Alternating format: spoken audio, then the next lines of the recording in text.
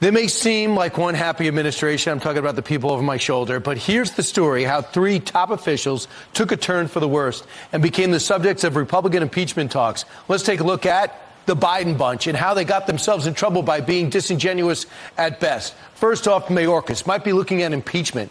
It looks like Congressman Green is going to be leading an investigation over the next 11 to 12 weeks to see what broke the border. We know what it did. Bad policies and the inability or the decision not to put the wall up that was already paid for by you and by me.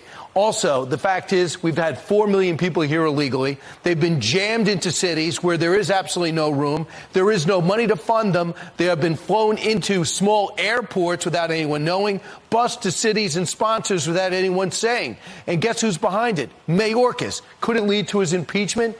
Well, the fact that he could be lying to Congress when he says statements like the border was secure. We'll tell that to Central and South America. Tell that to the people of Haiti who were hanging out in Brazil until they realized this was the perfect time to come.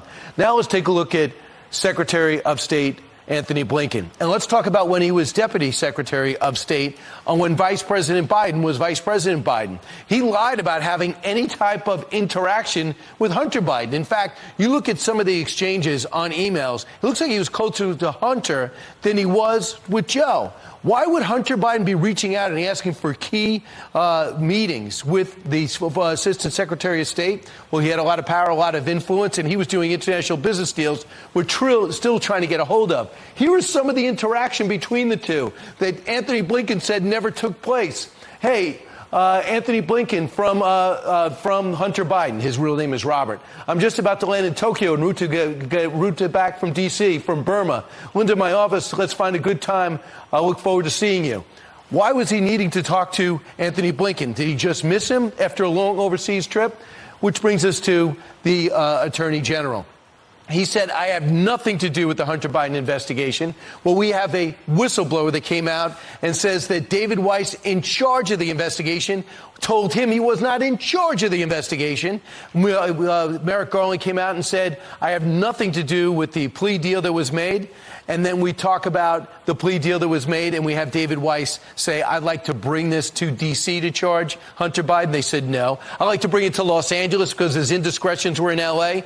They said no. Hey, Mr. Garland, either you are in charge or David Weiss is in charge. According to 2 whistleblowers, David Weiss was not in charge. Were you? And if you're not telling the truth when you said in Thursday's press conference, this is what is going to happen. Here was Kevin McCarthy telling us this on the couch yesterday. Because of the allegations from the IRS, because of the whistleblowers and the DOJ, Garland, what he is saying and what David Weiss are saying privately are 2 different things. Right. And if it comes true what the IRS whistleblower is saying, we're going to start impeachment inquiries on the Attorney General. Well, and does some of the dealings that Hunter Biden was doing, that the Biden family was involved in, did they influence policy? And was he trading on the Biden name? What else could he possibly be trading on? So that's a quick look at the Biden bunch, who might be in a whole lot of trouble. Meanwhile, straight ahead, chip off the old block. Watch as children are taught to throw toy bricks at pictures of Republicans. That's classy, isn't it?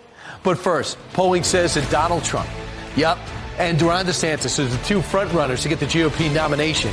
I ask you, is the dark horse from the state of Virginia, might it be the businessman, international businessman turned governor, who happens to be very tall and good at basketball? Meanwhile, Donald Trump is nothing if he's not dominant so far.